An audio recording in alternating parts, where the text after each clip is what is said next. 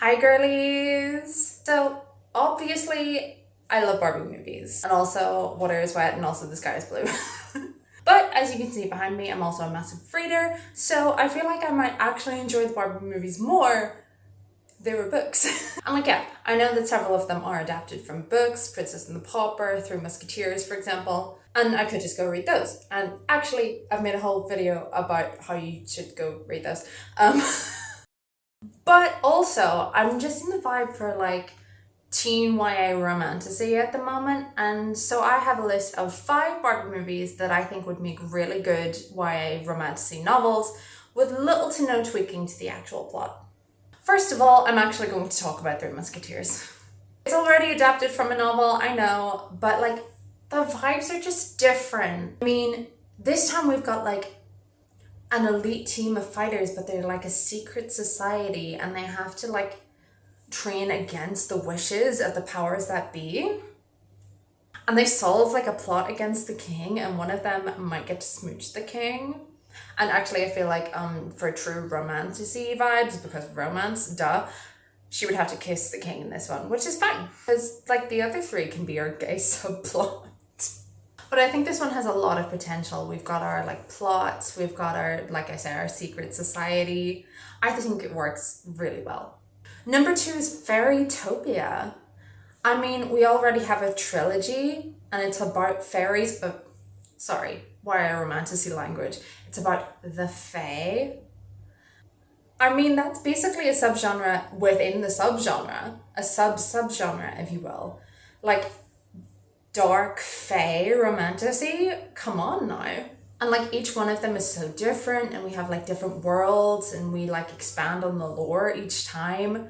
And like one of the strongest cases for this, I think, is that like Elena is so shippable. Like each movie introduces what could be a new love interest for her. And in a post Iron Widow by Jiran J. Zhao world, we can just end things in polyamory. I just think it adds like really interestingly to the dynamic. And I think this works really well just overall as a plot for a romantasy novel. Number 3 is Magic of Pegasus. I mean, we have the lost princess, we have a curse in the family bloodline. I mean, the drama. We also have like our sinister, creepy old man figure in Wenlock. My one concern here is like, I have Tumblr. I know that the girlies are rancid. I know that we'll end up shipping #Wenica. So I'm hoping that like Aiden being like a little bit on the edgy side, a little bit mysterious, will save us. I think he might be dark enough and edgy and mysterious enough to save us from #Wenica. But also, who am I to yuck your yums? Good for you, go for it. Number 4 is Diamond Castle, which I think works really well at the moment as queer romantasy especially is on the rise. So like finally we might get a version of Diamond Castle where the girls kiss, like we've always deserved. And number 5 is Princess Charm School. No, I can't go a whole Barbie video without mentioning my beloved Princess Charm School. If I'm talking about Barbie, I'm talking about Princess Charm School, and it's just final. But we have our elimination plot, we have our lost princess, we have a chosen one. Sort of, not a traditional one, but she is chosen by a magical object, so whatever. And we have a gay subplot in the form of Hadley and Isla. Tell me different. You cannot stop the shipper in me any more than you can stop me from talking about this movie at every opportunity. If I'm talking about Barbie, I'm talking about Princess Charm School, and if I'm talking about Princess Charm School, I'm talking about class commentary.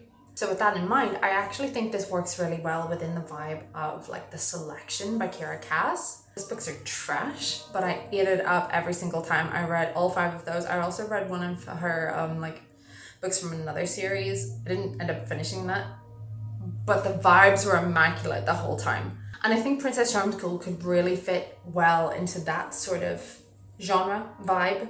And as an extra little bonus wild card, how do we feel about romantasy Starlight Adventure? I mean, for one thing, like sci-fi and fantasy are kind of like intertwined. The overlap is not a perfect circle by any means, but like there is bits and pieces, and I feel like the way that Starlight Adventure approaches its sci-fi has very much a fantastical element to it, so I think that works. But also I feel like within the Barbie fandom community, whatever, we like joke about how Starlight Adventure is basically Star Wars.